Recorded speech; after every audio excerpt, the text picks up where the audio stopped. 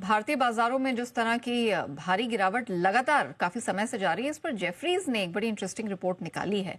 क्या कहना है जेफरीज का, क्या ऑब्जर्वेशंस हैं, आइए जान लेते हैं कुशल के पास से डिटेल्स। कुशल, क्या कहना है जेफरीज का?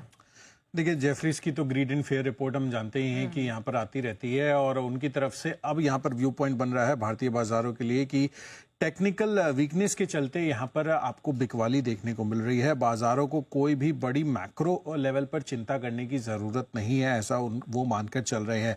बिकवाली ज़्यादातर हाई बीटा जो डोमेस्टिक सिक्लिकल सेक्टर्स हैं, जिसमें रियल एस्टेट, इंफ्रास्ट्रक्चर और इंडस्ट्रियल्स हैं, इन जैसे सेक्टर्स में आपको बिकवाली देखने को मिल रही है। और यहाँ पर जो मोदी सरकार का तीसरा टर्म है वो उसको पॉपुलिस्ट मानकर चल रहे हैं और इस वजह से आप देखिए तो जिस तरह से टैक्स अपडेट दिया है बजट में भी, अर्बन कंजम्पशन को भी उससे बड़ा बूस्ट मिलेगा ग्रामीण मांग के साथ साथ।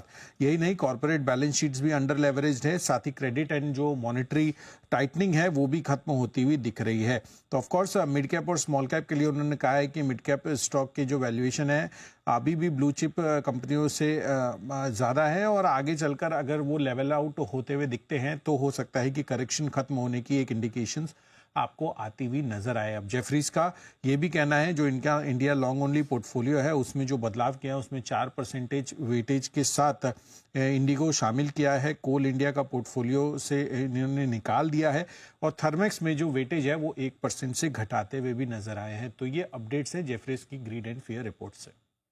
बिल्कुल। तो ये कुछ आउटकम यहाँ पर निकल कर आया है, कुछ की पॉइंट्स जो हमने उस रिपोर्ट को पूरा पढ़ा और ये कुछ की पॉइंट्स वहाँ पर निकल कर आए हैं। जेफरीज ने पोर्टफोलियो में क्या बदलाव किए हैं और भारत पर क्या स्ट्रैटेजी बन रही है, इस पर ये रिपोर्ट जारी हुई है।